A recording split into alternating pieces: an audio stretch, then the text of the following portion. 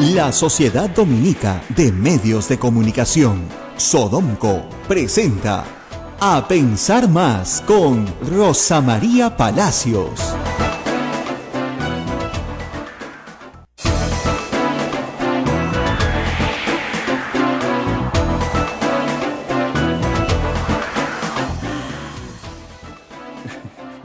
¿Estás peleando con la tecnología? Sí, muy buenos días. Hola, a todos. buenos días. Muy buenos días. 8:01 aquí en Santa Rosa para todo el Perú. Empezamos nuestra transmisión de A Pensar Más. Hay preocupación en la comunidad peruana que tiene parientes en Italia, pero también acaba de haber otro terremoto en Birmania de 6.8 y en realidad esto nos recuerda lo que siempre debemos saber, que nunca está de más de recordarlo. Vivimos en una zona sísmica y esa zona sísmica obliga a estar preparados. Bueno, quien parecía que estaba bien preparado era el ministro Pedro Pablo Kuczynski, presidente, con un magnífico desayuno para recibir al ministro Segura, que la verdad venía bien abrigado, pero flaquito esta mañana, 7:30 de la mañana en su casa.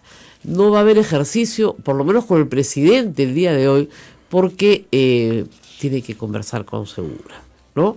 El ministro Segura estaba muy molesto, no lo había visto tan molesto en toda su gestión, ¿no? Por las declaraciones del ministro Torne, que la verdad metió la pata. Ha llegado ya a la casa de Pedro Pablo Kuczynski, Sí, el exministro Alonso Segura. ya está desde temprano. Puntual. Desde temprano, mientras yo venía para acá y iba para allá. Lo que pasa es que hay que tener entonces paciencia con las cosas que uno dice, ¿no? O sea, la verdad es que uno no se puede ir se puede ir de boca, ¿no? El ministro Torne, como decíamos ayer, con la habilidad de Enrique Castillo, pues lo fue enredando y fue repitiendo lo que el entrevistador le decía, Claro. ¿verdad? Que eso es algo que tú, cuando estás bien entrenado, no debes hacer. Tú contestas lo que se te pregunta, lo que no se te pregunta, no lo contestas, regla número 1. No inventas excusas, ¿no es cierto?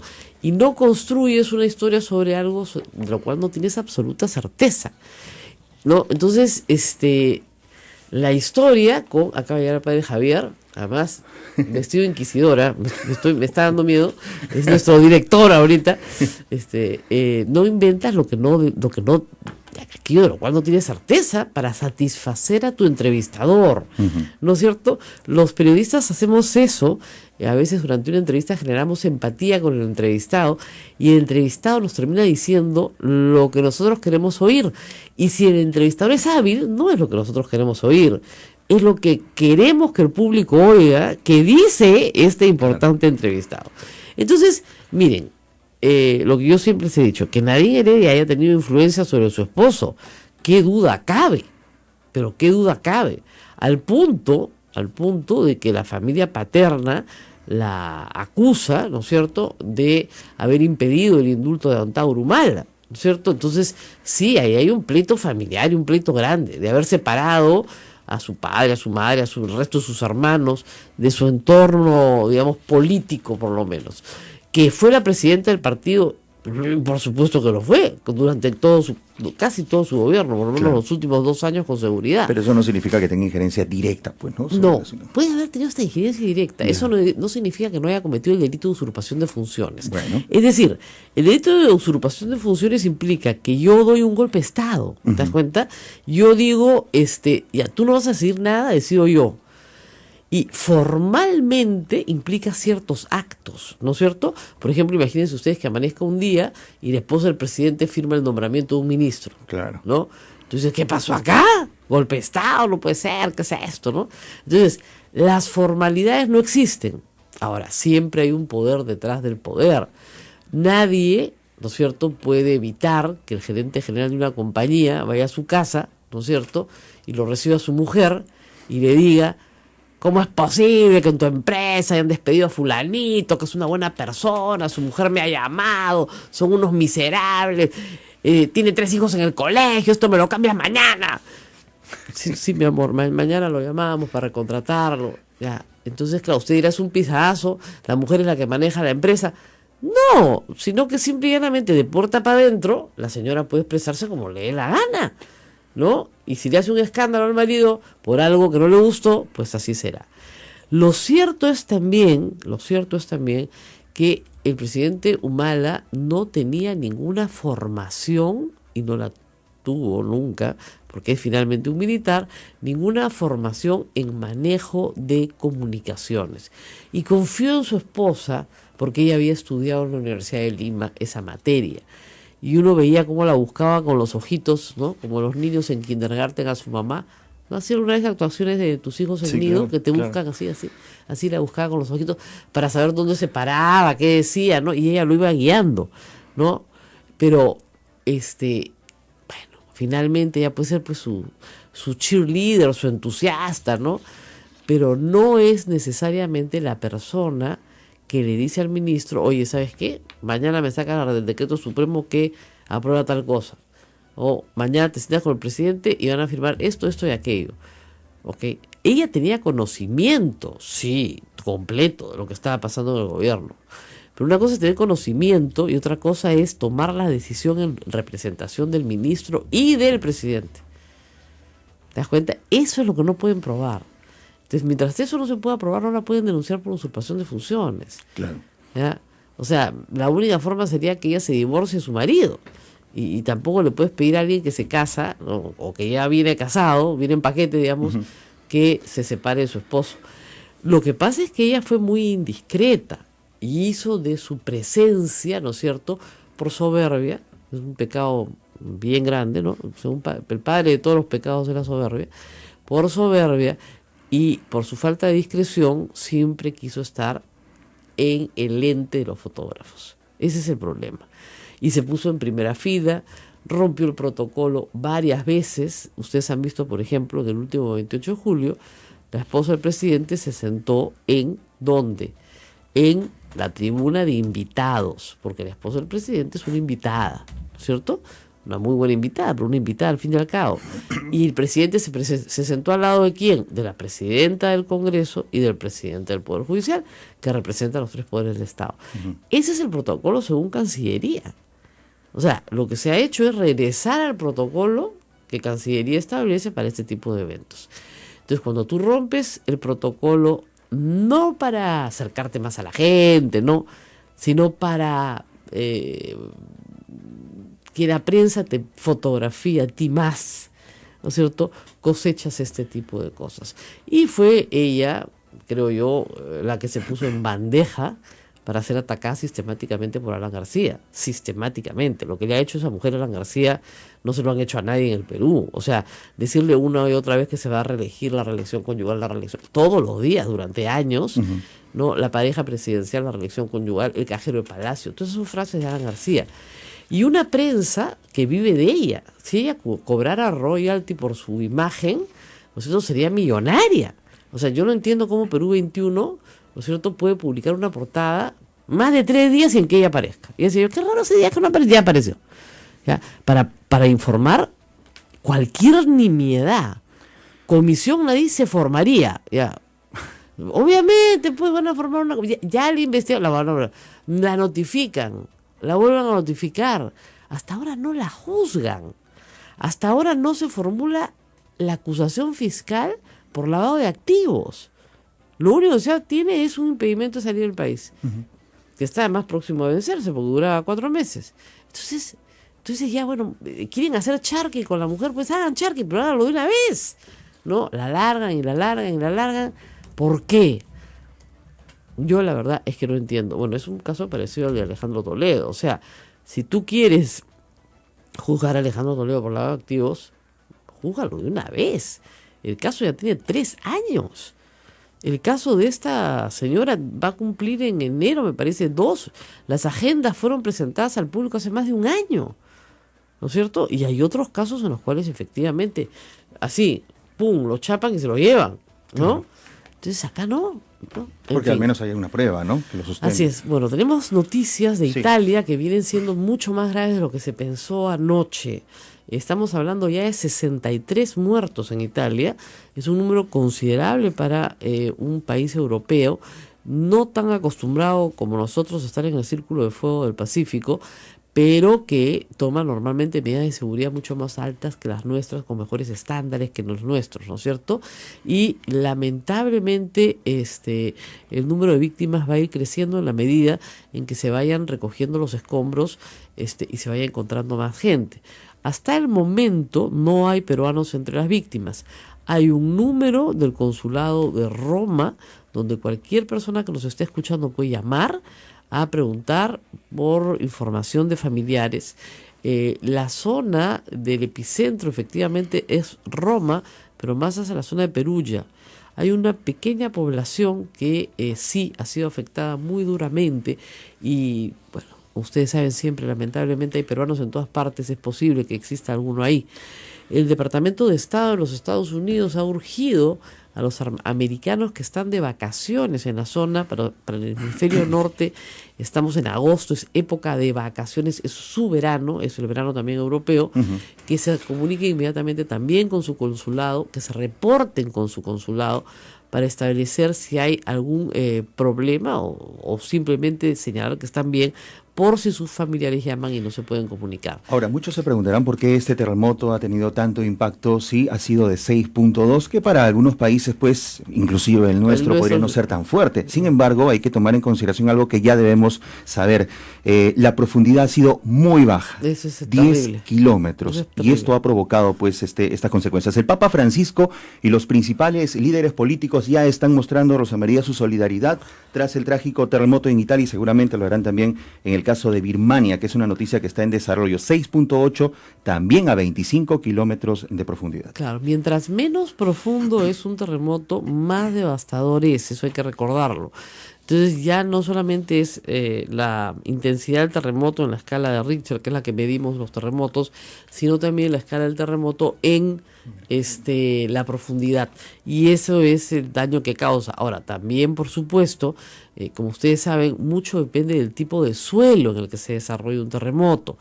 El suelo, para que lo sepa nuestra audiencia, de la parte central de la Lima tradicional antigua, donde estamos ahorita en Santo Domingo, por ejemplo, es un magnífico suelo.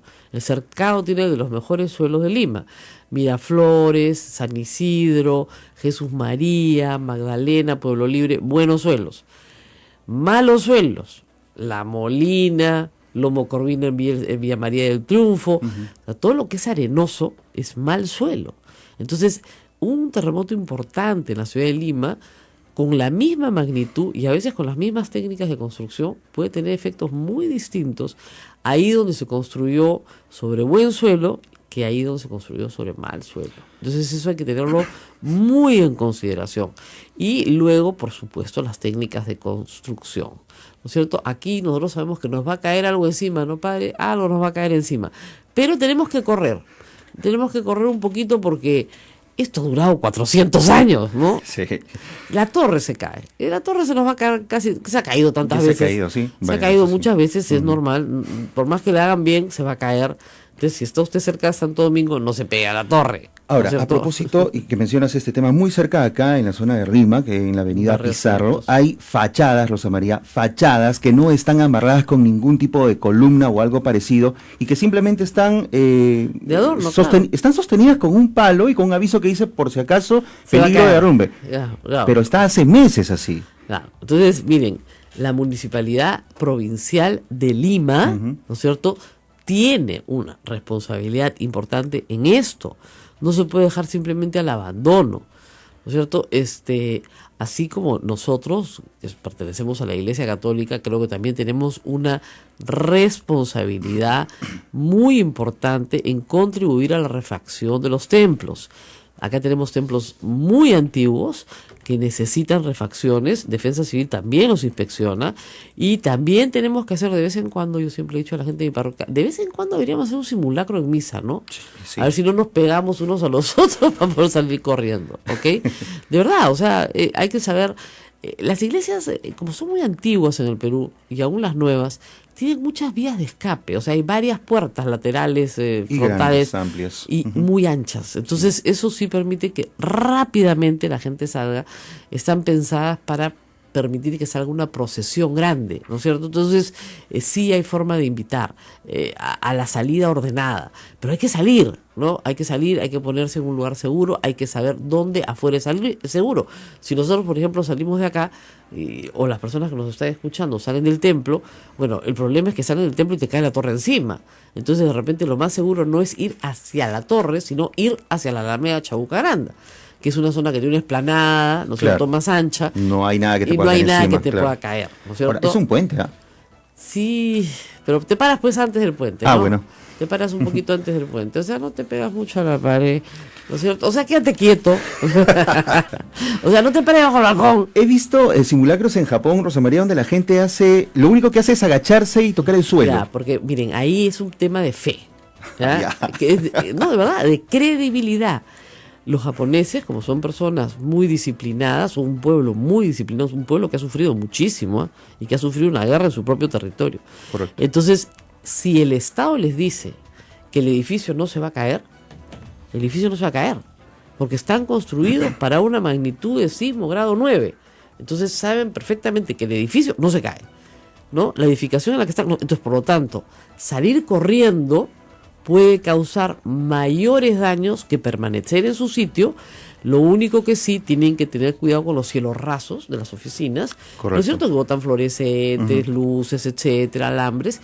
Por lo tanto, se les dije que se metan debajo del escritorio o que los niños se metan debajo de la carpeta para evitar golpes en la cabeza. Y una vez que termina este primer terremoto, la gente sale ordenadamente. No, nadie se chanca, se empuja, no. No tiene ese loquito, no. La gente y espera afuera para irse a su casa, y ahí se hace la evaluación del edificio, porque recuerden ustedes que un edificio preparado para resistir un sismo no significa que una vez que termine el sismo sea habitable. Ese punto es interesante. Hay mucha gente que dice, no, mi construcción no se va a caer. De repente no se cae, claro, pero no lo vas a poder volver a habitar. Exacto. O sea, tú tienes que, te sirve para los 1-2 minutos que pueda durar el sismo, aguanten las vigas centrales, las columnas que estén amarradas, y de ahí, si se cayó una pared, tú tienes que salir, ¿ya? Pero no te vas a morir, esa es la gran diferencia. Claro. Las personas que tienen casas mal construidas en terrenos mal construidos, lo que van a tener es que sufrir, como sucede en estos casos, estamos viendo las imágenes que llegan de Italia, ¿no es cierto?, una muerte por aplastamiento. O sea, la gente no, yo siempre le digo, siempre te recuerdo, el terremoto no mata, lo que mata es la pared que se te cae encima, ¿no? Si tú estás en el campo, por ejemplo, ¿no es cierto?, Claro. En el campo rural, lo máximo que vas a ver es probablemente una rajadura en el suelo, una falla que se abra, ¿no es cierto? ¿Y qué es lo recomendable ahí? Estar cerca a un árbol frondoso que tenga buenas raíces. No vas a ver otra cosa. ¿Qué tienes que tener ahí de cuidado? No pararte en el camino de un alud, Claro. ¿no es cierto? Son otros cuidados. En la falda de los cerros. En la falda de la zona. Así es. Te tienes que poner una zona alta, ¿no es cierto? Porque un alud puede pasar. Y los aludes en nuestra geología están todititos marcados. Usted vuela con un avión, ¿no es cierto?, sobre la costa, pero ve claramente cuál es el camino al Huayco, ¿ya? Y yo tenía Lo siempre... curioso es que acá han levantado edificaciones en esos caminos. Bueno, pues, pero la gente tiene que recordar lo que me decía siempre el ingeniero Woodman: lo que geológicamente ha sucedido va a volver a suceder. Si hace 400 años un huaico gigantesco arrasó una civilización entera, pues lo volverá a hacer en el mismo lugar, ¿no es cierto? Y hay ejemplos en el Perú, arqueológicos, muchísimos, de ciudades donde uno dice, ¿qué pasó con esta civilización? Y fue un fenómeno del Niño, Claro. un tsunami, un gran terremoto, ¿no es cierto? Ahora, las montañas o los cerros nada más son una prueba de que en algún momento hubo un gran movimiento que produjo esa erosión. Bueno, claro, eso sí. En principio. En el principio fue el verbo, querido. Así O sea, es. hubo, claro, que Dios se demoró 7 días en hacer la tierra, ¿no? Como dice, sí, pues efectivamente, digamos, el Pacífico se forma por Sí, una separación, eso es así es. clarísimo, ¿no es cierto? Si uno mira el América y mira el África, bueno, dice, qué raro que encajan, ¿no? Sí, pues, encajan. qué coincidencia. Qué coincidencia que Sí. encajan, ¿no? Bueno, pues sí encajan, pues. Pero recordemos una y otra vez, estamos en el Círculo de Fuego del Pacífico. Nosotros tenemos una fosa muy grande, muy pegada a la costa peruana, que se llama la fosa de Nazca, ¿no es cierto? Donde ahí se producen terremotos muy frecuentemente. Esa es una cosa muy curiosa. Usted dirá, no, hace tiempo que no hay. Todo el tiempo se está moviendo la Tierra. Los geólogos van registrando esto, los sismólogos en realidad, los geofísicos, van registrando estas pequeñas vibraciones de la Tierra todo el tiempo. Y algunas veces sí las sentimos y algunas veces las sentimos con pavor porque esa vibración de la Tierra es capaz de destruir. ¿Se pueden predecir los terremotos? Hasta hoy no. Pero hay grandes avances en la investigación, incluida en la investigación peruana en la Universidad Católica, ¿no? Un día voy a invitar al doctor Jorge Heró, que han generado, por supuesto, controversia, ¿no? Uh-huh. Pero estamos hablando de científicos, no estamos hablando de investigación no científica, que pueden generar a la larga una posibilidad de salvar muchísimas vidas. Pero todavía no hay nada. Cada vez que salga uno de estos charlatanes a decirles que mañana habrá terremoto, no, es mentira. Es un charlatán. Ahora, la tecnología ayuda bastante. Permite percibir temblores que no notamos a simple vista, y eso nos da muchos segundos, 10 o 15 segundos para poder salir del lugar donde estamos. Sí. En México se pone en práctica esto. ¿Por qué? Porque México, Guadalajara es un llano, pues México es una laguna, sí, pues. Como dice la canción. México es una laguna. Ciudad de México está montado sobre un lago. Entonces, si el terremoto es en la costa, la vibración se va a demorar en llegar a Ciudad de México 30 segundos hasta 60 segundos. Ahí está la explicación. Entonces, claro, hay un sistema de alerta de 60 segundos para poder salir, que a usted le parecerá poco, pero es un montón. Un simulacro bien trabajado en un colegio permite evacuar un colegio en 1 minuto. Un simulacro bien trabajado. Mal trabajado, bueno, no te sirve para nada, ¿no es cierto? Por eso hay que trabajar. Yo soy de los niños que fueron al colegio después del terremoto del 70 y del 74, donde, digamos, sobre todo, te digo, después del terremoto del 74, el simulacro se tomó en serio, ¿no? Se tomó en serio y se tomó en serio de una manera sostenida. Yo recuerdo que evacuábamos un colegio de 1.500 alumnos en 1 minuto y medio. Y además nos tomaban tiempo. Claro.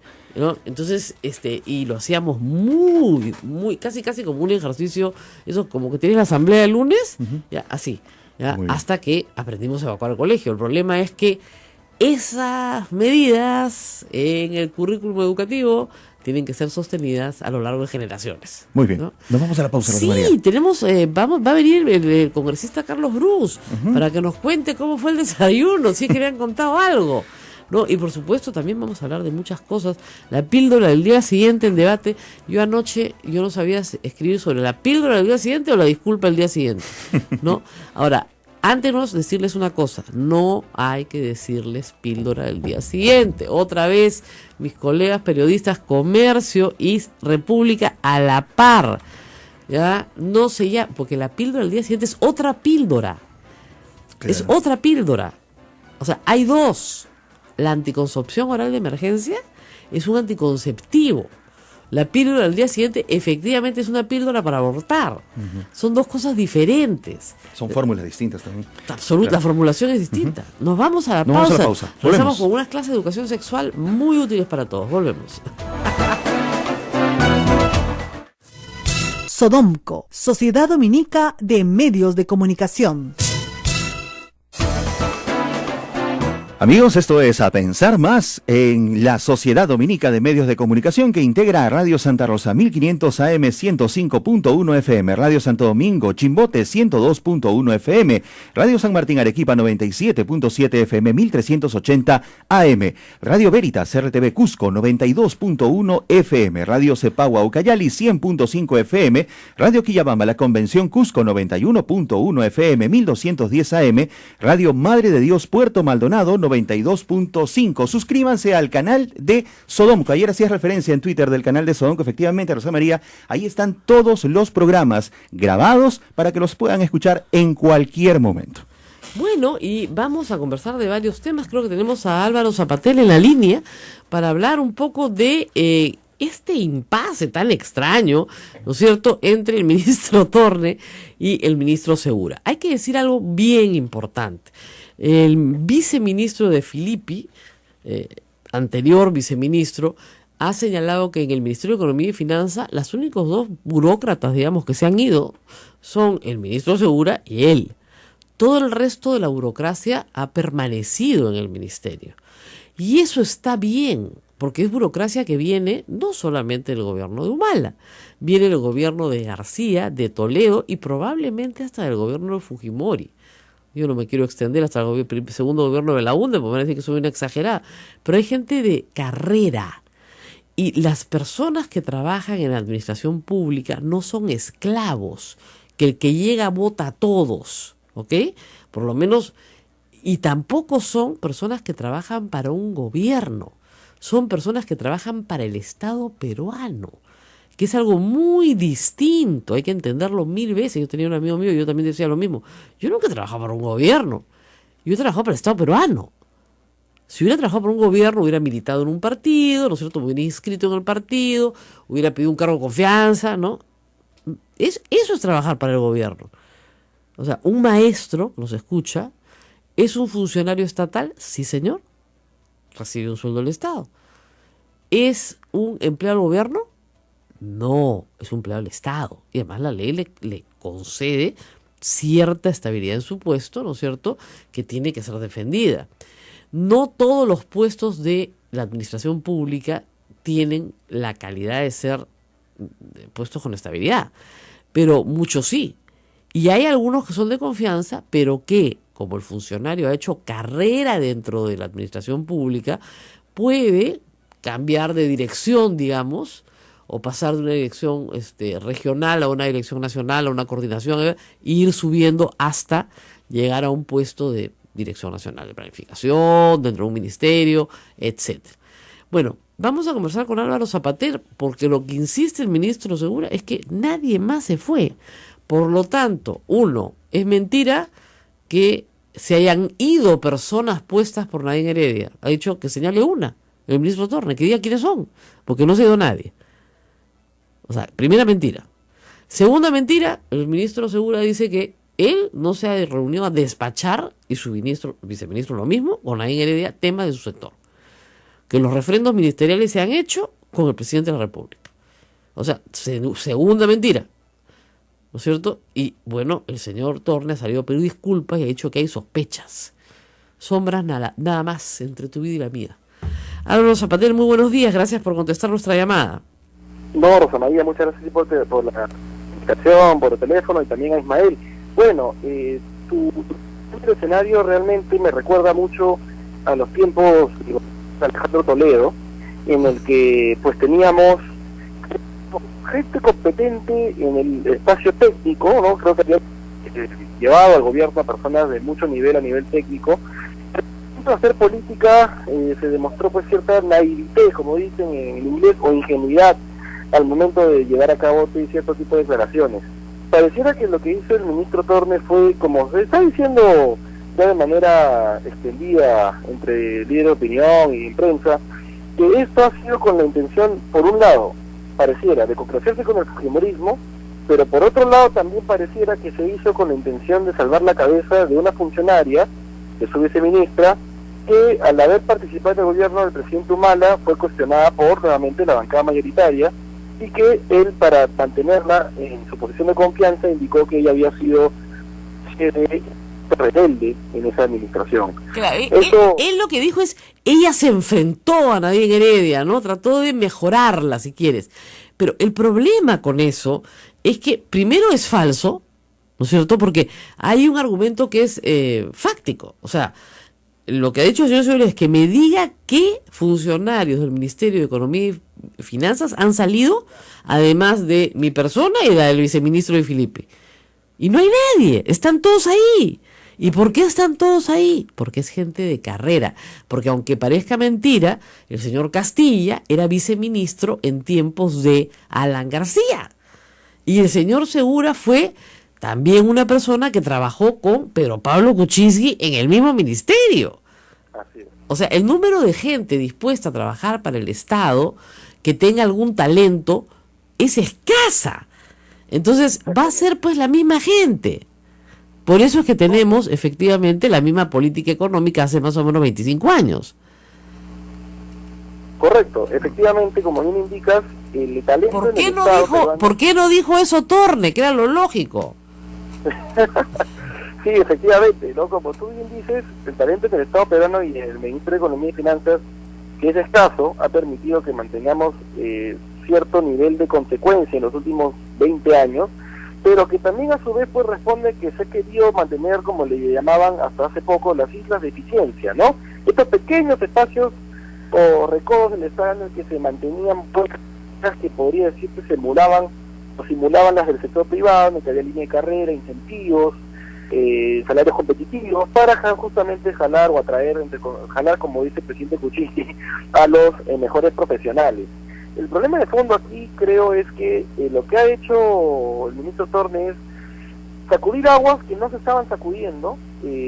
Había pues evidentemente una queja del fujimorismo por mantener funcionarios humanistas, que no son humanistas, mejor dicho, sino son funcionarios de carrera, que participaron en ese y en otros gobiernos, y cediendo esa presión que puedo yo entender responde a una falta de criterio político, que es lo que yo creo que va a tener que cultivar con mucha rapidez el ministro Torne. Mire, para responderle a los fujimoristas hay argumentos pues facilísimos, es decir, sí, claro, es muy sencillo. Si usted dice, mire señor, si usted cree que todo aquel que ha trabajado en el Estado, ¿no es cierto?, es funcionario del gobierno o del partido, entonces dígame qué hacemos con la ministra Cayetana Aljovín, por ejemplo, ¿no? Así es. Yo y Cayetana trabajamos en Reforma del Estado en los 90s, después ella ha sido viceministra del APRA. Así es. Y luego ha trabajado en el sector privado y regresa al sector público. ¿Qué hace? ¿Cómo haríamos? Como dicen, ¿no? Como muchas otras personas. Y esa es la respuesta. Lamentablemente no hay mucha gente dispuesta a trabajar en el Estado que tenga talento. Y con los precios que pagamos, que son pésimos, simple y llanamente tenemos que reciclar a gente de buen nivel que está dispuesta a quedarse. Y sales y defiendes a tu viceministra. Y dices, es muy buena. Ya está. ¿No es cierto? Listo. Pero yo, la verdad que me es difícil a veces entender a los políticos. Álvaro Zapater quiere ser político, ¿no? Yo lo estoy tratando de disuadir. Que no sea político. O tal vez, ese es el problema del ministro de Economía, que no es político, es un tecnócrata. Yo creo que va a tener que tomar, como dicen, un curso rápido, un crash course de política y gestión de la comunicación pública del ministro para evitar estos deslices, porque como quien indica, pues finalmente lo que hace es generarle más ruido que consensos, al punto que el mismo presidente de alguna manera u otra lo ha dejado sin piso, ¿no? Se va a reunir hoy día, tengo entendido, con... Ya está tomando desayuno. Ya está tomando desayuno con Álvaro Segura. ¿Qué indica reflejos rápidos, no? Correcto. Que indica reflejos rápidos, ¿no? Es una manera de pedir disculpas sin pedir disculpas muy rápidamente, y es un gesto que desconcierta porque no es usual en la política peruana. Así es. No, te voy a invitar a mi casa para conversar. Listo. Claro. Entonces salen y dicen, no, el presidente me ha dicho que está todo aclarado. Listo, se acabó. ¿No? Así es. Y ya está. Bueno, muchísimas gracias, Álvaro Zapater. A ver si hay un político que le da algún curso al ministro Torne de cómo no meter la pata. Cosa que ya Esperemos que sea pronto, por el bien de todos, estimada Rosa María, y muchas gracias por la invitación y la llamada. Gracias. Y nosotros tenemos que ir a una pausa, progresamos con mucho más. Carlos Bruz va a estar con nosotros. No, se va a demorar un poquito, porque Álvaro Zapater nos ha hecho recordar algo importante. Ustedes se acuerdan del gobierno de Toledo, cada vez que Carlos Ferrero hablaba, y todos decían, traducción. Entonces trataba pues de endulzar la barbaridad que acaba de decir el presidente Toledo o su esposa, acuérdense. No, lo que él ha querido decir, ¿no? Y bueno, no podemos empezar así, ¿no? Con traductores tan temprano. Traducción, metió la pata, punto. Como el presidente la metió la semana pasada con los médicos, como el presidente la metió con un poquito de contrabando, como el presidente la metió... ¿cuál más? Ya son tantas que ya ni me acuerdo, ¿no? En campaña la metió varias veces, ¿no es cierto? Con la perra vida y todo lo demás. O sea, hay que amarrarse pues la lengua de vez en cuando, sobre todo si no tienes inmunidad parlamentaria. Los que pueden decir barbaridades, y por eso el pueblo los odia, hay que recordarlo también, son los congresistas, porque pueden difamar y no les pasa nada. En cambio, a los humildes mortales, incluidos los ministros, no pueden difamar. No pueden acusar con sospechas. Bueno, regresamos, hay mucho por lo cual conversar también. Tenemos en marcha el tema de las ejecuciones extrajudiciales, tema preocupante en la Policía Nacional que viene siendo investigado. Algunos medios ya tienen los nombres de los implicados, y vamos a hablar también de la anticoncepción oral de emergencia, que no es lo mismo que la pastilla francesa, la ERU, esa, que sí es abortiva, ¿ok? La anticoncepción oral de emergencia es un anticonceptivo, ¿ok? No es un abortivo. Hay una confusión permanente sobre esto que afecta a las mujeres, y tan no es un abortivo que se vende en las farmacias, ¿ya? El Perú condena el aborto en su constitución y en su código penal.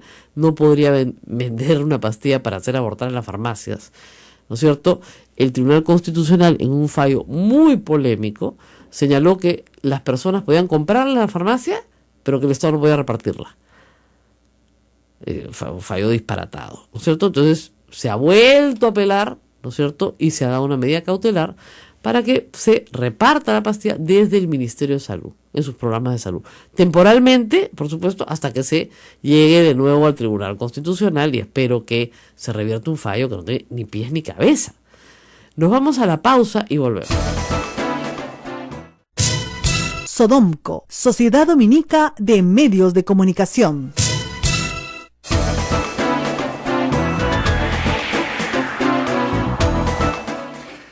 Estamos dando clases de educación sexual gratuitas acá en Ismael. No, lo que pasa es que, claro, creo que importante, este es un canal católico, yo lo soy también, que se expliquen algunas cosas, ¿no es cierto? Porque ciencia y fe no tienen por qué ser incompatibles, claro, aunque la ciencia y la fe tengan respuestas muy diferentes en algunas oportunidades. Y dos, también es cierto que en cuestiones de fe y de conciencia, ¿no es cierto?, cada uno tiene el derecho a seguir su propio camino, de acuerdo a nuestra Constitución, pero que el Estado no tiene por qué seguir el camino de la fe. Eso hay que tenerlo clarísimo. Supongamos que el Estado mañana decide, no sé, pues adoptar la pena de muerte, ¿no es cierto? Y hay una resolución de la Conferencia Episcopal que ruega que no se aplique. Entonces, claro, las respuestas son diferentes, ¿no es cierto? Sin embargo, ¿no es cierto?, a pesar de ser un pueblo mayoritariamente católico, los que somos católicos seguiremos lo que nos dice nuestra iglesia, y los que no son católicos seguirán el mandato del Estado, o el que les permita, ¿no es cierto?, el Estado tener. Hay que recordar que en el caso de las personas privadas, nadie está obligado a hacer lo que la ley no manda, ¿no? Ni prohibido de hacer lo que ella no permite. O sea, usted puede hacer lo que le da la gana. Okay. Entonces, partiendo de ese principio, la anticoncepción oral de emergencia lo que hace es lo siguiente, y tenemos que ir a biología, anatomía básica, ¿ok? Los espermatozoides viven en la vagina y, digamos, en el cuello uterino hasta adentro, todo el útero, 72 horas, aunque parezca mentira. Obviamente no todos los espermatozoides viven 72 horas, muchachos. Hay algunos que no caminan muy rapidito, otros que van muy rapidito, otros que se mueren rapidito. Pero digamos, lo máximo que puede vivir un espermatozoide es 72 horas. ¿Verdad? ¿Ok? No en todos los casos, no en todos los hombres, no en todas las formas. Hay algunos que no tienen motilidad, o sea que no se mueven rapidito. Esas personas tienen normalmente problemas de concepción. Acuérdense ustedes que el que logra, ¿no es cierto?, llegar más rápido al óvulo, corre, gana, ¿no es cierto? Le gana a todos los demás. Son millones de espermatozoides contra un óvulo, ¿ok? Y en esa loca carrera, cuando uno llega, ¿no es cierto?, y penetra el óvulo, se produce la concepción. ¿Qué hace la anticoncepción oral de emergencia en el caso de una persona, en este caso una mujer, que no ha asumido ninguna responsabilidad antes del acto sexual? Es decir, no usa un preservativo, no tiene ninguna protección con un preservativo, etcétera, etcétera. Al tomar esa anticoncepción oral de emergencia, te estás metiendo una dosis grande de hormonas, básicamente, que impiden que el óvulo sea fecundado, ¿ok?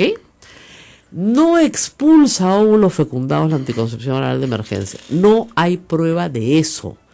Las investigaciones realizadas, y yo les digo, en el momento en que se discutió esto en el Perú, me lo leí de cabo a rabo, las investigaciones realizadas no prueban bajo ninguna circunstancia que la anticoncepción oral de emergencia expulse óvulos fecundados, ¿ok?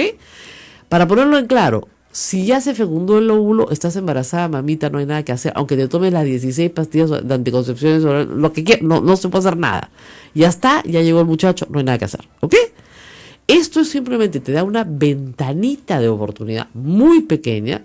Se usa para mujeres que llegan violadas, por ejemplo, a un hospital, ¿no? Y se les da para impedir un embarazo producto de una violación muy rápidamente. Por eso se llama de emergencia. Exactamente, porque no es una pastilla que se pueda usar, como dicen los gringos, on a regular basis, o sea, para tu vida regular todos los meses. No, señora, no sirve para eso. Al contrario, le hace un grave daño a su salud, porque si usted está ingestando adentro una cantidad de hormonas muy fuerte que pueden resentir su cuerpo. Entonces, se supone que máximo se puede usar 3 veces al año. Máximo. ¿Eh? Entonces, esa es la recomendación. ¿Es abortiva? No. Tan no es abortiva que el Tribunal Constitucional concluye en que no sabe si es abortiva o no. Pero entonces dice, mientras no lo sepamos, que las vendan en las farmacias a quien pueden pagarla y que el Estado no la reparta. Oye, ni Salomón tiene ¿no? Ni el juez Salomón hubiera hecho una decisión tan disparatada. Si es bueno para las mujeres que pueden pagarlo, tiene que ser bueno para las mujeres que no pueden pagarlo. Y si es malo para las mujeres que pueden pagarlo, tiene que ser malo para todos. Lo que es bueno para todos, es bueno para todos. Lo que es malo para todos, es malo para todos. Una mujer ha presentado una acción de amparo, la ha ganado, ¿no es cierto?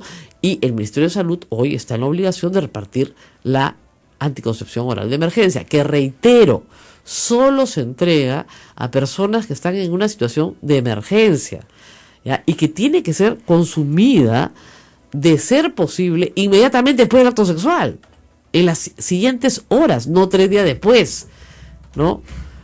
¿Pueden vivir los espermatozoides 72 horas? Sí. ¿Van a vivir todos? No. Entonces mejor te la tomas rápido. Cerrado este capítulo. Ahora, un grupo de gente me dice, no, pero la iglesia se opone a toda la anticoncepción artificial. Solamente aprueba que una pareja de esposos decida no tener hijos aprovechando los ciclos regulares de ovulación de la mujer. Miren, eso es de todas maneras todavía muy controversial dentro de la propia Iglesia Católica, y hay que decirlo. ¿Por qué? Porque los ciclos regulares de la mujer son muy variables. Es muy difícil, salvo que seas pues un reloj suizo, ¿no es cierto? Y no todas las mujeres lo son. La mayoría no lo son porque están afectadas por el ambiente, están afectadas por una serie de cosas. Es muy difícil que una mujer pueda decir, hoy día estoy ovulando, no tengo relaciones sexuales, perfecto, listo. Ya, eso es muy difícil. Ojalá fuera así, sería baratísimo, comodísimo, sería lo más fácil del mundo, ¿no es cierto? Pero no es así. Lamentablemente el margen de error es muy grande. Y una pareja católica que tiene 1, 2, 3, 4, 5 hijos, tiene que decidir en algún momento cuando ya no los puede mantener. Es absolutamente irresponsable y egoísta traer niños al mundo a los cuales no les puedes dar de comer, o no los puedes vestir, o no los puedes llevar al colegio. Obviamente también es absolutamente egoísta decir, no voy a tener ningún hijo, o voy a tener solo los que me permitan darme ciertos lujos. Entonces, la evaluación de quién es de cada uno ante su conciencia y ante Dios. Y estamos hablando de católicos, ¿ah? Claro. No me meto con el resto de religiones. Es de cada pareja ante su conciencia y ante Dios. Y decir, bueno, ¿qué es lo que yo puedo hacer? ¿Qué es lo que yo quiero dar? ¿Cuán generoso puedo ser? ¿No es cierto? Y hay gente muy generosa y gente que no es tan generosa. Y cada uno tiene que tomar alguna medida, ¿no es cierto?, para que esa generosidad se manifieste. Hay muchas personas que buscan desesperadamente tener un hijo y no pueden tenerlo, lamentablemente, por razones médicas. Otras que, pudiendo tenerlos, deciden que, bueno, 5 hijos es más que suficiente. Mi caso, por ejemplo. 5 hijos, Dios. Y claro, yo lo puedo contar fácilmente. 5 cesáreas te ponen en peligro de muerte, sobre todo si la última es después de los 40 años. Entonces, yo le pregunté a un confesor en esa época, me confesaba qué debo hacer, y me dijo: tu primera obligación es cuidar a tus hijos, porque si yo me embarazaba no me moría, no había nada que discutir, o se moría la criatura o nos moríamos las dos. Entonces tu primera obligación son tus hijos, tienes que cuidar tu salud para estar bien para los 5 que ya tienes. ¿Se dan cuenta? Entonces hay un momento en que esa pareja va a tener que tomar una decisión que probablemente no está abierta a la vida porque ya no tienen más opción. Y la iglesia no le impone a nadie, ¿no es cierto?, tener pues una carga más fuerte de la que pueda tener. Busquemos en las escrituras, porque mi yugo es suave. O sea, no puedes tener, ¿no es cierto?, la obligación de tener más hijos de los que puedas mantener. Eso es irresponsable. Te pide la iglesia que seas padre de tus hijos, no que los abandones, no que los tengas y después no te ocupes de ellos. Y ahí hay que recordar la responsabilidad de los papás, de miles de niños en el Perú que no tienen papá. Entonces, volvemos a lo básico, ¿no? Se está discutiendo acá que las parejas tengan la posibilidad de decidir en un hogar católico cuántos hijos pueden tener, y lo tienen que decidir sobre las posibilidades que presenta el entorno. En algunos lugares el entorno será más favorable y en otros no. No hay norma. Y es cada pareja frente a su conciencia, con la consulta a las personas correspondientes, básicamente un médico, discutiendo sus posibilidades de salud también, que son importantes. Entonces tú no puedes decir de plano, esto está prohibido. Y si cualquier católico va a confesarse, va a recibir de cualquier sacerdote casi el mismo consejo. ¿Ok? Entonces es algo que para los católicos se tiene que discutir en conciencia, con su confesor, buscando lo mejor para su salud, lo mejor para sus propios hijos, para los que ya tiene, para los que planea tener. Lo que le pide la iglesia a las parejas católicas es que sean generosas. Eso es lo que pide, generosidad. Y la generosidad puede ser manifestada de muchas formas, ¿ok?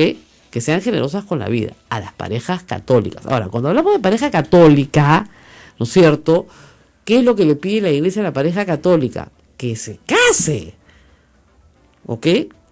Nuestra realidad es muy diferente.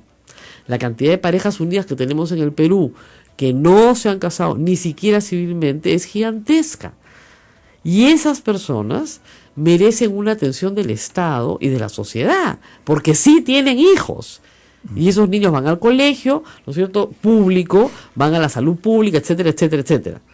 Entonces, salimos del matrimonio cristiano, del matrimonio católico, ¿no es cierto?, y vamos a la realidad y encontraremos que millones de peruanos, que tal vez desean casarse en algún momento, no lo están, que millones de peruanos viven en un hogar donde la cabeza de familia es la mujer, el 25% de los hogares del Perú, la cabeza de familia es la mujer.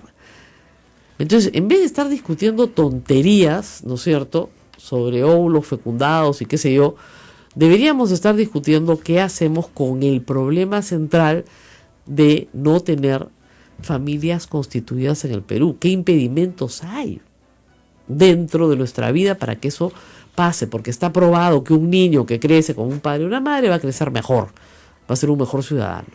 Es decir, poner las condiciones para que se concrete la familia. Exactamente. O sea, la familia está en crisis. Y eso es deber del Estado. Pero no está en crisis por los anticonceptivos, por Dios.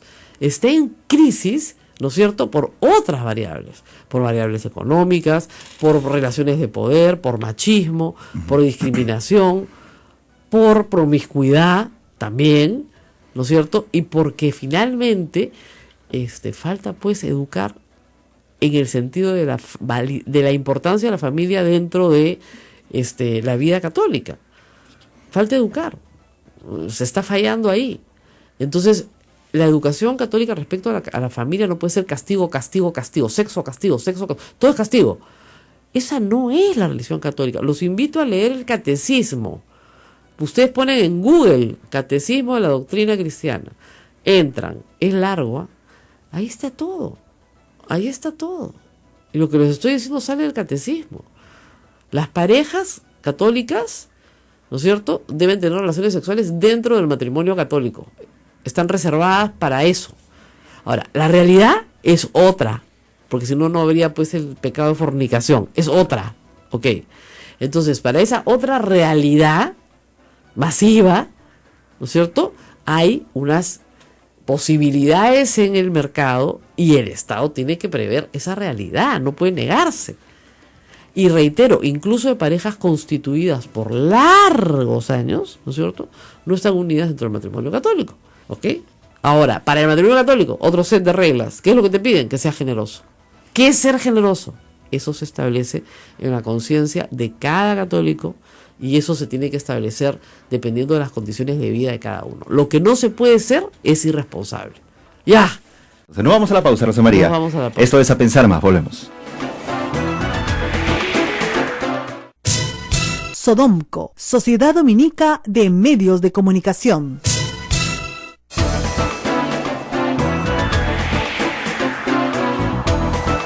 Esta es la Sociedad Dominica de Medios de Comunicación presentando A Pensar Más con Rosa María Palacios en Radio Santa Rosa Lima, Radio Santo Domingo Chimbote, Radio San Martín Arequipa, Radio Veritas RTV Cusco, Radio Cepagua Ucayali, Radio Quillabamba La Convención, Radio Madre de Dios en Puerto Maldonado. Y hay que decir unas palabras finales sobre el aborto también, porque fíjense, el aborto para la Iglesia Católica efectivamente es un crimen, porque estás quitando una vida, estás terminando con una vida. Pero para la mujer que aborta, la Iglesia ofrece compasión, no solo punición, compasión. El Papa ha dicho que en este año de la misericordia, aquella mujer que esté arrepentida puede acercarse a la Iglesia y casi cualquier sacerdote la puede confesar. Antes no se podía. Antes tenía que confesarte el obispo, ¿no? O una persona delegada especialmente por el obispo para ese fin. Ahora hay compasión. O sea, yo creo que la aproximación de la Iglesia a este tema no es la de la punición, sino la de la compasión por la mujer que, como la mujer adúltera, ¿no es cierto?, ha hecho algo que está mal y que no lo va a hacer más, ¿no es cierto? Esa es la aproximación. Pero yo no sé por qué, yo creo que tengo muchos amigos que tuvieron una educación muy punitiva en colegios religiosos, están completamente alejados de la Iglesia el día de hoy, pero dicen este tipo de cosas que tú dices, oye, mira, así no es, ¿no? Remítete al catecismo, remítete a lo que dice la Iglesia abiertamente sobre el tema. Acabamos de tener un sínodo sobre la familia enorme en Roma, donde se ha discutido cosas como si los divorciados pueden comulgar o no. Por el momento se ha dicho que no, pero eso podría cambiar en unos años. Está en discusión, sí, sí. Es un debate. La discusión está abierta. Exactamente, es un debate abierto. Lo que se sabe sobre la anticoncepción, en realidad científicamente, no tiene más de 50 años. Es poquísimo tiempo para tomar determinaciones radicales, ¿no? Recién se está haciendo investigación sobre la materia. Por lo tanto, miren, si ustedes son generosos, como dicen, y abiertos a la vida, pues todo va a ir bien. Y yo no creo que la anticoncepción oral de emergencia no pueda administrarse porque faltan tests para establecer si es abortiva o no. La pregunta central es, ¿expulsa óvulos fecundados? Fíjense, ni siquiera estoy diciendo anidados, ¿eh? Óvulos fecundados. Y la respuesta es no. Lo que hace es impedir, por la cantidad de ingesta de hormona que estás tomando, que se fecunde el óvulo. Eso es lo que está haciendo. Y al hacer eso, puedes realmente cambiarle la vida a una persona que ha sido violada, ¿no es cierto?, que ha sido golpeada brutalmente y luego violada, etcétera, y que está en una situación de grave riesgo. Bueno, nos tenemos que despedir. No vamos, Rosa María. Estábamos esperando a Carlos Bruce para que nos cuente todo. Lo hemos llamado. No varias veces. Ah. Sí. Hay varios del gobierno que ahora uno los llama y salen corriendo. Pero no importa. Van a necesitar traductores. Me imagino que Carlos Bruce tenía miedo de ser traductor. Pero vamos pues por partes y veremos qué pasa mañana. Tenemos grandes invitados el día de mañana que esperemos no nos planten. Y tenemos un gran invitado el día lunes que no les vamos a contar quién es, pero que viene para el jubileo de Santa Rosa del Lima. Recuerden, amigos, que tenemos invitados que hacen la noticia aquí en A Pensar Más con Rosa María Palacios. Así es. Es verdad. Y si no, yo se las cuento todas. Volvemos, Nos tenemos que ir a la pausa. No, ya nos vamos. Ya nos vamos. Sí, ya nos vamos. Tenemos que tener más llamadas del público también, ¿eh? Pronto, muy pronto vamos a tener llamadas del público para todos ustedes y también para hacer preguntas sobre los temas que estamos conversando. El tema de la anticoncepción oral de emergencia es complejo, no es un tema fácil, pero recuerden, amigos, colegas, por favor no le digan la píldora el día siguiente. Primero porque no te la tienes que tomar al día siguiente, te la puedes tomar a la media hora, a la hora o al minuto, ¿ya? Y segundo, porque la píldora francesa, que es la RU, que tiene un número largo, esa sí te hace abortar. Pero te hace abortar cuando ya tienes un óvulo fecundado anidado, ¿ya? Entonces, esa es otra cosa. Nos vamos hasta mañana. Y nos vemos. Así hasta es. mañana.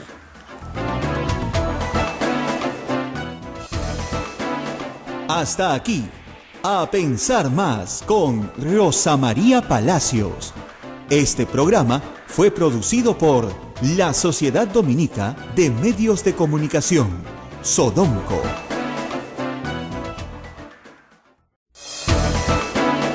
La Sociedad Dominica de Medios de Comunicación, Sodomco, presenta A Pensar Más con Rosa María Palacios.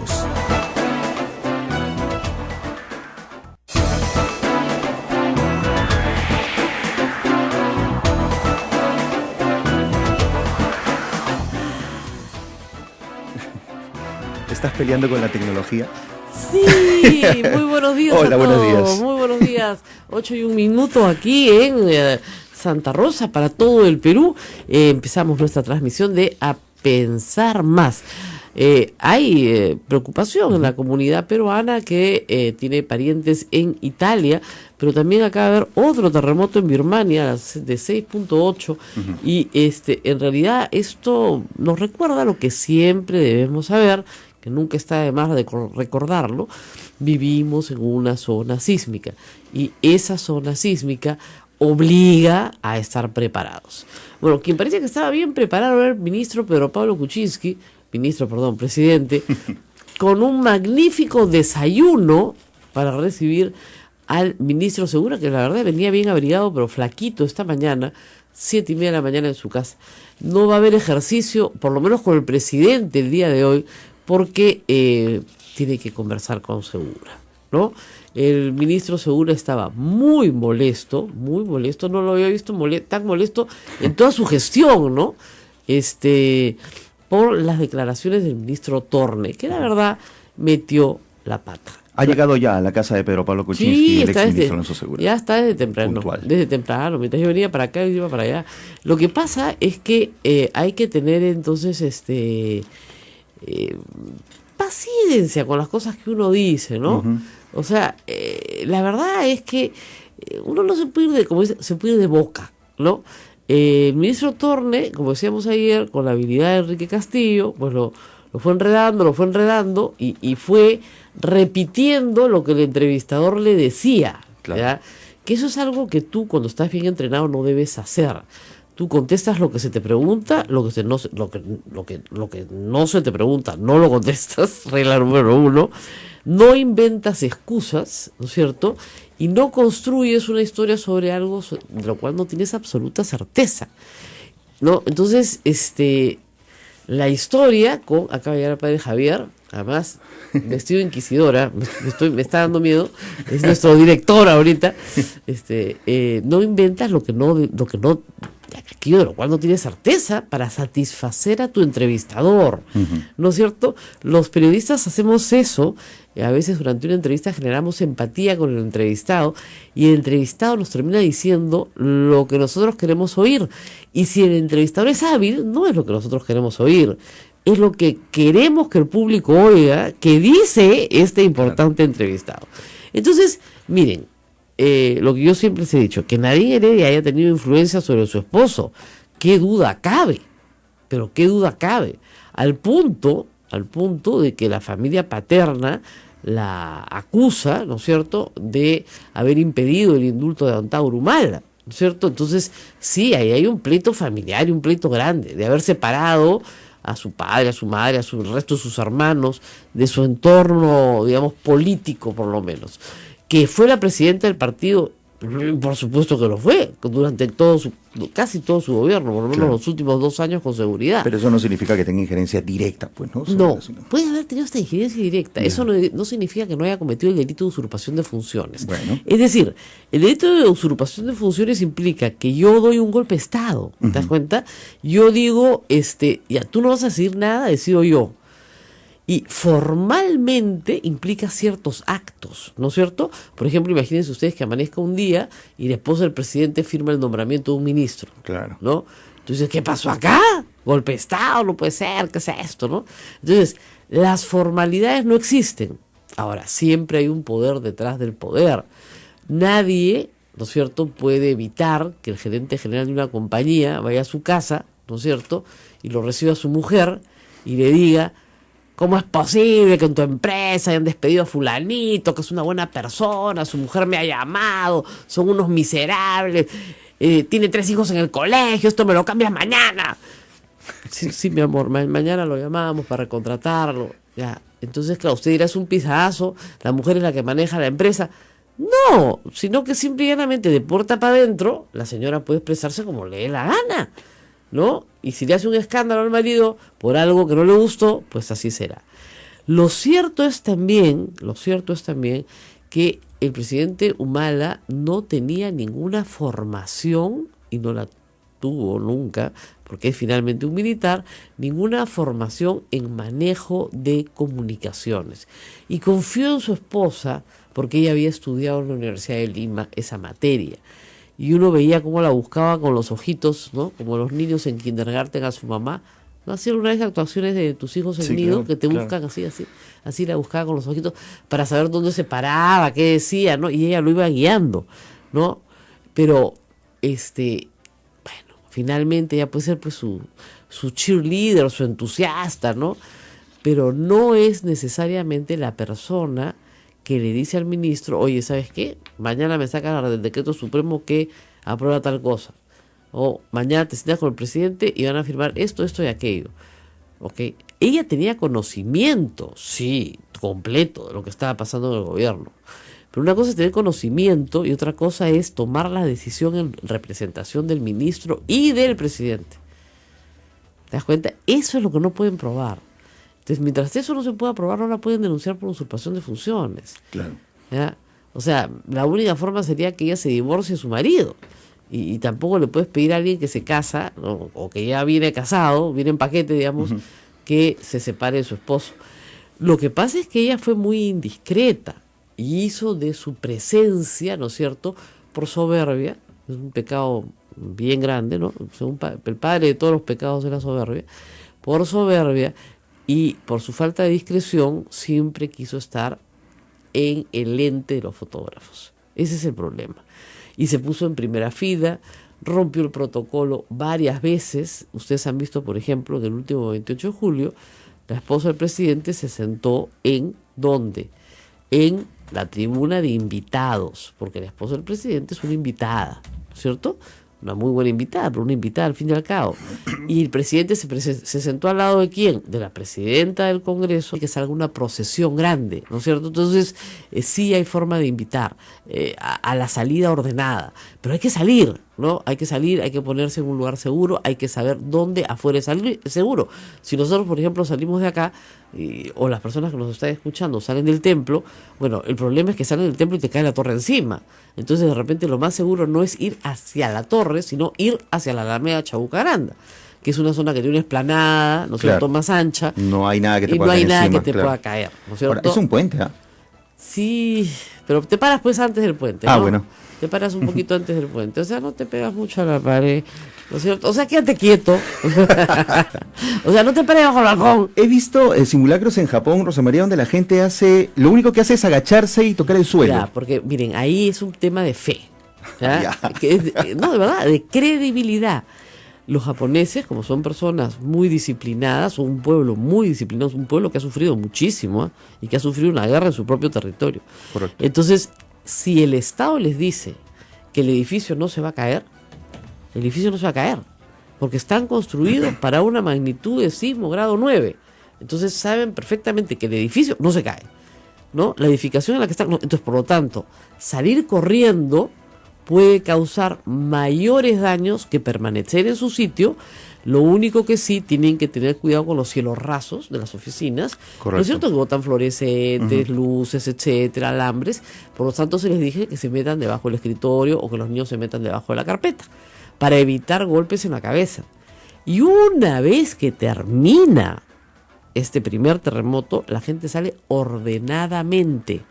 No, nadie se chanca, se empuja, no. No tiene ese loquito, no. La gente sale y espera afuera para irse a su casa, y ahí se hace la evaluación del edificio, porque recuerden ustedes que un edificio preparado para resistir un sismo no significa que una vez que termine el sismo sea habitable. Ese punto es interesante. Hay mucha gente que dice, no, mi construcción no se va a caer. De repente no se cae, claro, pero no lo vas a poder volver a habitar. Exacto. O sea, tú tienes que, te sirve para los 1-2 minutos que pueda durar el sismo, aguanten las vigas centrales, las columnas que estén amarradas, y de ahí, si se cae una pared, tú tienes que salir, ¿ya? Pero no te vas a morir. Esa es la gran diferencia. Claro.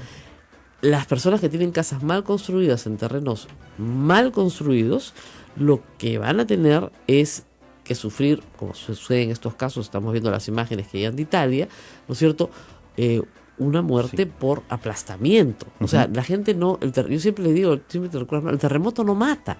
Lo que mata es la pared que se te cae encima, ¿no? Si tú estás en el campo, por ejemplo, ¿no es cierto? Claro. En el campo rural, lo máximo que vas a ver es probablemente una rajadura en el suelo, una falla que se abra, ¿no es cierto?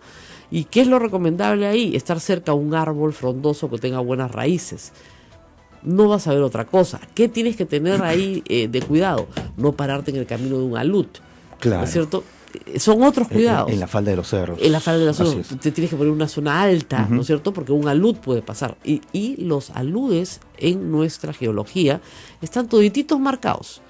Usted vuela con un avión, ¿no es cierto?, sobre la costa, pero ve claramente cuál es el camino al Huayco, ¿ya?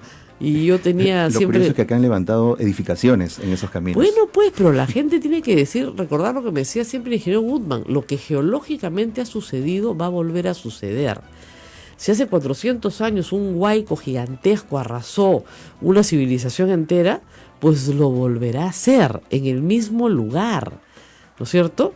Y hay ejemplos en el Perú, arqueológicos, muchísimos, de ciudades donde uno dice, ¿qué pasó con esta civilización?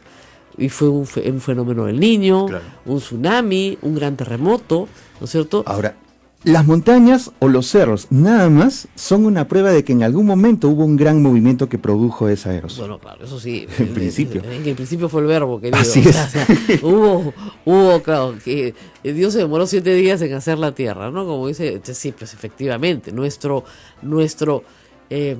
digamos, el Pacífico se forma por Sí. una separación, eso es Así es. clarísimo, ¿no es cierto? Si uno mira el América y mira el África, bueno, dice, qué raro que encajan, ¿no? Sí, pues, encajan. por Qué algo coincidencia. encajan. Qué coincidencia Sí. que encajan, ¿no? Bueno, pues sí encajan, pues. Pero recordemos una y otra vez, estamos en el Círculo de Fuego del Pacífico. Nosotros tenemos una fosa muy grande, muy pegada a la costa peruana, que se llama la fosa de Nazca, ¿no es cierto?, donde ahí se producen terremotos muy frecuentemente. Eso es una cosa muy curiosa. Usted dirá, no, hace tiempo que no hay. Todo el tiempo se está moviendo la Tierra.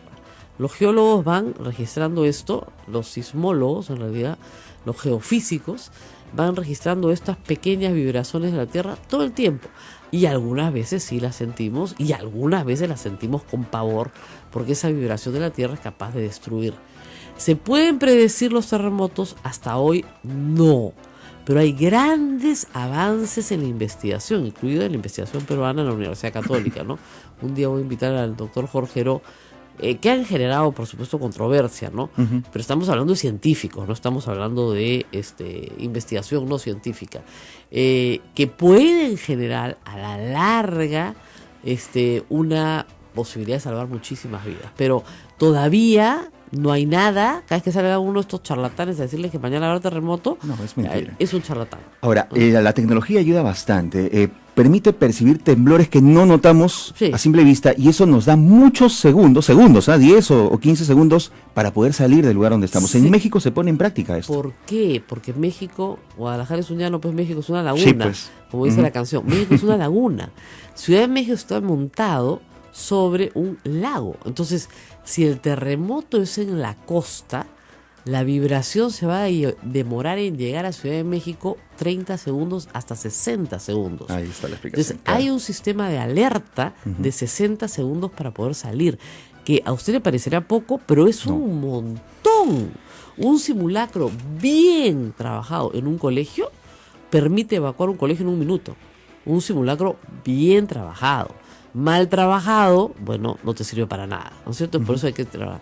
Yo soy de los niños que fueron al colegio después del terremoto del 70 y del 74, donde, digamos, sobre todo, te digo, después del terremoto del 74, el simulacro se tomó en serio, ¿no? Se tomó en serio y se tomó en serio de una manera sostenida. Yo recuerdo que evacuábamos un colegio de 1.500 alumnos en 1 minuto y medio. Y además nos tomaban tiempo, Claro. ¿no? Entonces, y lo hacíamos muy, casi como un ejercicio, eso como que tienes la asamblea el lunes. No dijo eso Torne, que era lo lógico. Sí, efectivamente, ¿no? Como tú bien dices, el talento del Estado peruano y el ministro de Economía y Finanzas, que es escaso, ha permitido que mantengamos cierto nivel de consecuencia en los últimos 20 años, pero que también a su vez pues responde que se ha querido mantener, como le llamaban hasta hace poco, las islas de eficiencia, ¿no? Estos pequeños espacios o recodos del Estado en el que se mantenían pues, que podría decir que simulaban las del sector privado, en el que había línea de carrera, incentivos, salarios competitivos, para justamente jalar o atraer, jalar, como dice el presidente Kuczynski, a los mejores profesionales. El problema de fondo aquí creo es que lo que ha hecho el ministro Torne es sacudir aguas que no se estaban sacudiendo. Había pues evidentemente una queja del fujimorismo por mantener funcionarios humanistas, que no son humanistas, mejor dicho, sino son funcionarios de carrera, que participaron en ese y en otros gobiernos, y cediendo esa presión que puedo yo entender responde a una falta de criterio político, que es lo que yo creo que va a tener que cultivar con mucha rapidez el ministro Torne. Mire, para pues, responderle a los fujimoristas hay argumentos pues facilísimos, es decir, sí, claro. es muy sencillo. Si usted dice, mire señor, si usted cree que todo aquel que ha trabajado en el Estado, ¿no es cierto?, es funcionario del gobierno o del partido, entonces dígame qué hacemos con la ministra Cayetana Aljovín, por ejemplo, ¿no? Así es. Yo y Cayetana trabajamos en Reforma del Estado en los 90s. Después ella ha sido viceministra del APRA. Así es.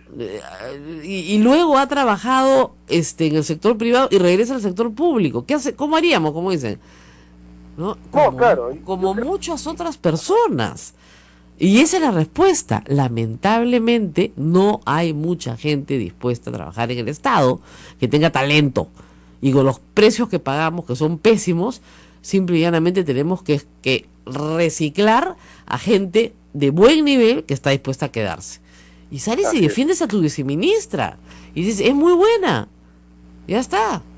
¿No es cierto? Listo. Pero yo, la verdad que me es difícil a veces entender a los políticos. Álvaro Zapater quiere ser político, ¿no? Yo lo estoy tratando de disuadir. Que no sea político. O tal vez, ese es el problema del ministro de Economía, que no es político, es un tecnócrata. Yo creo que va a tener que tomar, como dicen, un curso rápido, un crash course de política y gestión de la comunicación pública el ministro, para evitar estos deslices, porque como bien indica, pues finalmente lo que hace es generarle más ruido que consensos, al punto que el mismo presidente de alguna manera u otra lo ha dejado sin piso, ¿no? Se va a reunir hoy día, tengo entendido, con... Ya está tomando desayuno, está tomando desayuno con Álvaro Segura. ¿Qué indica reflejos rápidos, no? Correcto. Que indica reflejos rápidos, ¿no? Es una manera de pedir disculpas sin pedir disculpas muy rápidamente, y es un gesto que desconcierta porque no es usual en la política peruana. Así es. No, te voy a invitar a mi casa para conversar. Listo. Claro. Entonces salen y dicen, no, el presidente me ha dicho que está todo aclarado. Listo, se acabó. Se acabó. ¿No? Así es. Y ya está. Bueno, muchísimas gracias a Álvaro Zapatel. A ver si hay un político que le da algún curso al ministro Torne de cómo no meter la pata. Cosa que ya había... Esperemos que sea pronto por el bien de todos, estimada Rosa María, y muchas gracias a ti por la invitación y la llamada. Gracias. Y nosotros tenemos que ir a una pausa, progresamos con mucho más. Carlos Bruce va a estar con nosotros.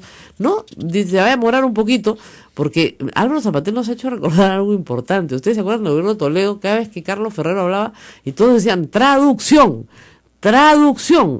Entonces trataba pues de endulzar la barbaridad que acaba de decir el presidente Toledo o su esposa, acuérdense. No, lo que él ha querido decir, ¿no? Y bueno, no podemos empezar así, ¿no? Con traductores tan temprano. Traducción, metió la pata, punto. Como el presidente la metió la semana pasada con los médicos, como el presidente la metió con un poquito de contrabando, como el presidente la metió... ¿cuál más? Ya son tantas que ya ni me acuerdo, ¿no? En campaña la metió varias veces, ¿no es cierto? Con la perra vida y todo lo demás. O sea, hay que amarrarse pues la lengua de vez en cuando, sobre todo si no tienes inmunidad parlamentaria. Los que pueden decir barbaridades, y por eso el pueblo los odia, hay que recordarlo también, son los congresistas, porque pueden difamar y no les pasa nada. En cambio, a los humildes mortales, incluidos los ministros, no pueden difamar. No pueden acusar con sospechas. Bueno, regresamos. Hay mucho por lo cual conversar también. Tenemos en marcha el tema de las ejecuciones extrajudiciales, tema preocupante en la Policía Nacional que viene siendo investigado. Algunos medios ya tienen los nombres de los implicados. Y vamos a hablar también de la anticoncepción oral de emergencia, que no es lo mismo que la pastilla francesa, la ERU, que sí es abortiva, ¿ok? La anticoncepción oral de emergencia es un anticonceptivo, ¿ok? No es un abortivo. Hay una confusión permanente sobre esto que afecta a las mujeres, y tan no es un abortivo que se vende en las farmacias, ¿ya? El Perú condena el aborto en su constitución y en su código penal, no podría vender una pastilla para hacer abortar en las farmacias, ¿no es cierto? El Tribunal Constitucional, en un fallo muy polémico, señaló que las personas podían comprarla en la farmacia, pero que el Estado no podía repartirla. Un fallo disparatado, ¿no es cierto? Entonces se ha vuelto a apelar, ¿no es cierto? Y se ha dado una medida cautelar para que se reparta la pastilla desde el Ministerio de Salud, en sus programas de salud. Temporalmente, por supuesto, hasta que se llegue de nuevo al Tribunal Constitucional, y espero que se revierta un fallo que no tiene ni pies ni cabeza. Nos vamos a la pausa y volvemos. Sodomco, Sociedad Dominica de Medios de Comunicación.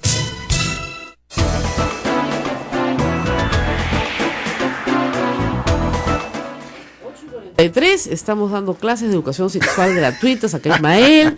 No, lo que pasa es que, claro, creo que importante, este es un canal católico, yo lo soy también, que se expliquen algunas cosas, ¿no es cierto? Porque ciencia y fe no tienen por qué ser incompatibles, claro, aunque la ciencia y la fe tengan respuestas muy diferentes en algunas oportunidades. Y dos, también es cierto que en cuestiones de fe y de conciencia, ¿no es cierto?, cada uno tiene el derecho a seguir su propio camino, de acuerdo a nuestra Constitución, pero que el Estado no tiene por qué seguir el camino de la fe. Eso hay que tenerlo clarísimo.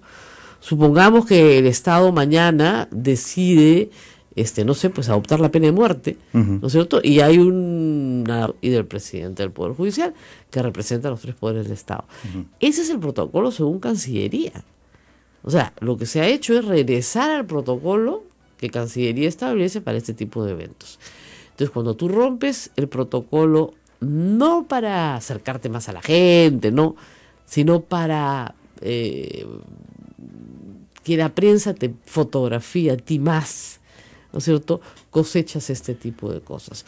Y fue ella, creo yo, la que se puso en bandeja para ser atacada sistemáticamente por Alan García, sistemáticamente. Lo que le ha hecho esa mujer Alan García no se lo han hecho a nadie en el Perú. O sea, decirle una y otra vez que se va a reelegir, la reelección conyugal, la reelección, todos los días, durante años, ¿no? La pareja presidencial, la reelección conyugal, el cajero de Palacio, todas esas son frases de Alan García. Y una prensa que vive de ella. Si ella cobrara royalty por su imagen, ¿no es cierto?, sería millonaria.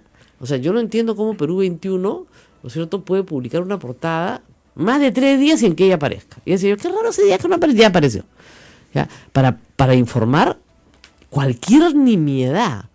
Comisión nadie se formaría. Ya. Obviamente, pues van a formar una comisión. Ya la investigan, la notifican, la vuelven a notificar. Hasta ahora no la juzgan. Hasta ahora no se formula la acusación fiscal por lavado de activos.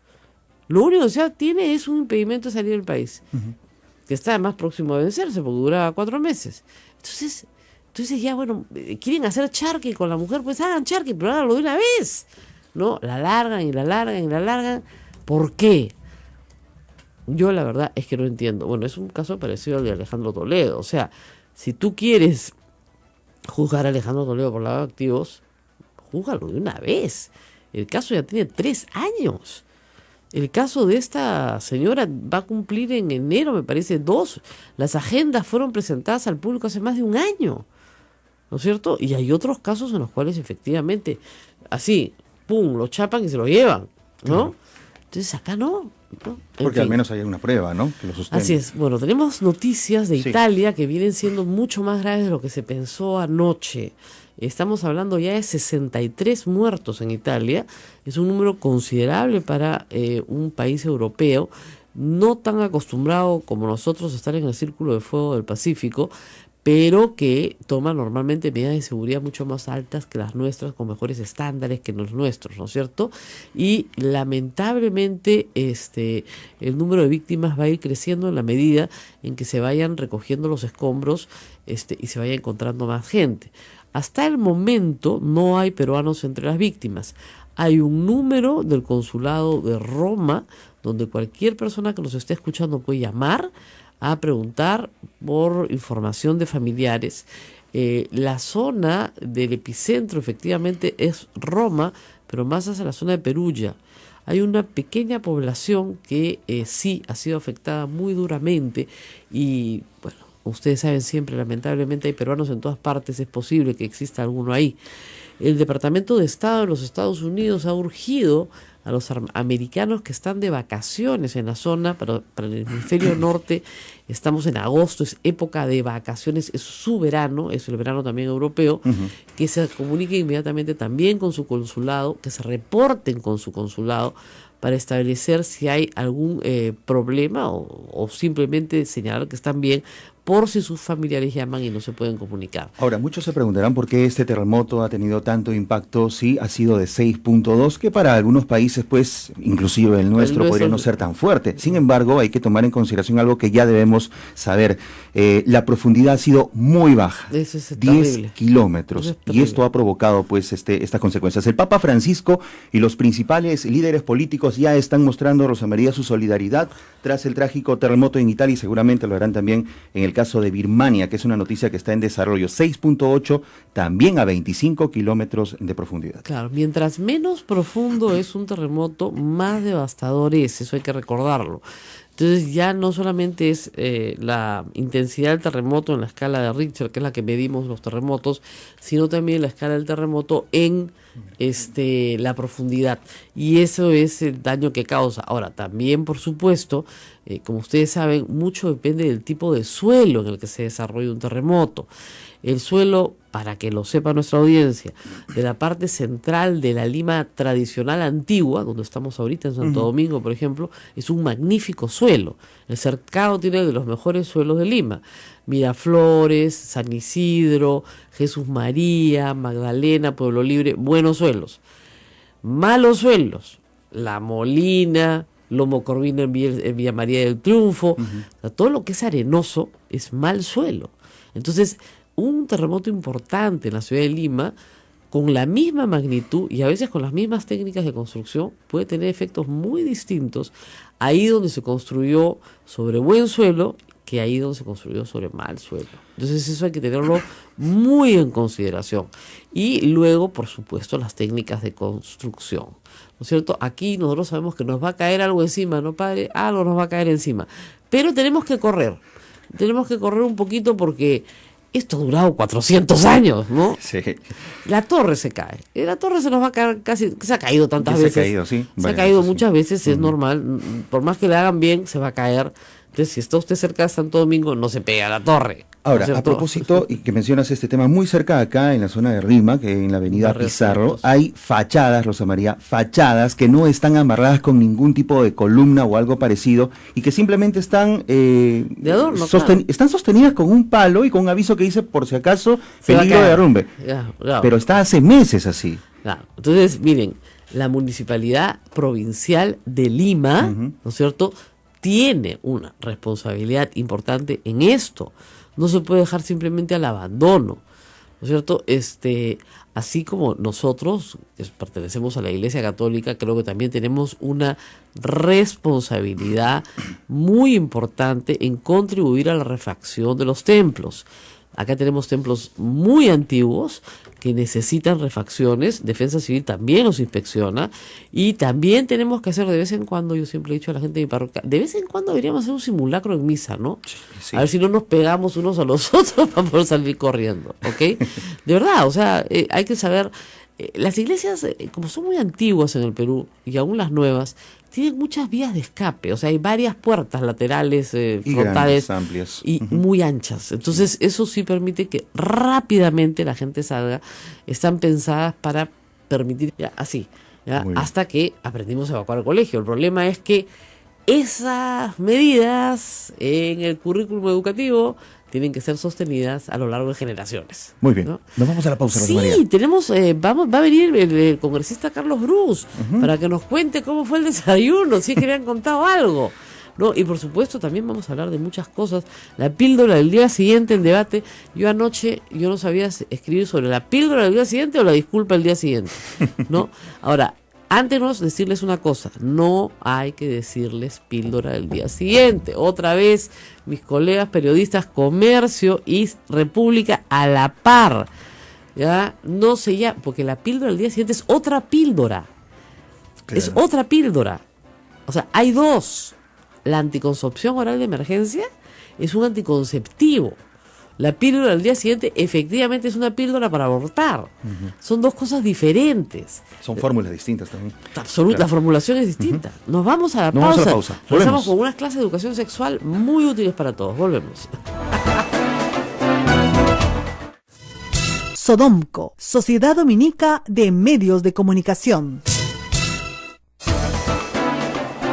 Amigos, esto es A Pensar Más en la Sociedad Dominica de Medios de Comunicación que integra a Radio Santa Rosa 1500 AM 105.1 FM, Radio Santo Domingo, Chimbote 102.1 FM, Radio San Martín Arequipa 97.7 FM 1380 AM, Radio Veritas RTV Cusco 92.1 FM, Radio Cepagua Ucayali 100.5 FM, Radio Quillabamba La Convención Cusco 91.1 FM 1210 AM, Radio Madre de Dios Puerto Maldonado 92.5. Suscríbanse al canal de Sodomco. Ayer hacías referencia en Twitter del canal de Sodomco. Efectivamente, Rosa María, ahí están todos los programas grabados para que los puedan escuchar en cualquier momento.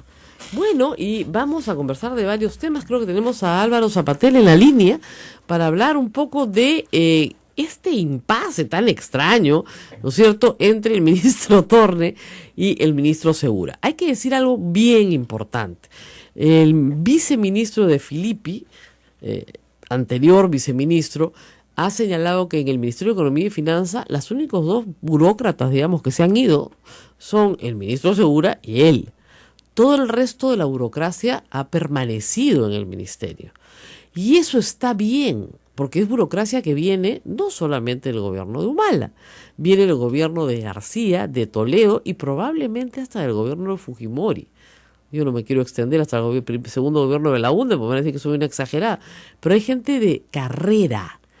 Y las personas que trabajan en la administración pública no son esclavos, que el que llega vota a todos, ¿ok? Por lo menos, y tampoco son personas que trabajan para un gobierno.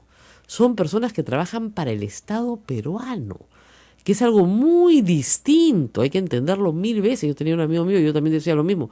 Yo nunca he trabajado para un gobierno, yo he trabajado para el Estado peruano. Si hubiera trabajado por un gobierno, hubiera militado en un partido, ¿no es cierto?, me hubiera inscrito en el partido, hubiera pedido un cargo de confianza, ¿no? Eso es trabajar para el gobierno. O sea, un maestro, nos escucha, ¿es un funcionario estatal? Sí, señor. recibe un sueldo del Estado. ¿Es un empleado del gobierno? No, es un empleado del Estado. Y además la ley le concede cierta estabilidad en su puesto, ¿no es cierto?, que tiene que ser defendida. No todos los puestos de la administración pública tienen la calidad de ser puestos con estabilidad, pero muchos sí.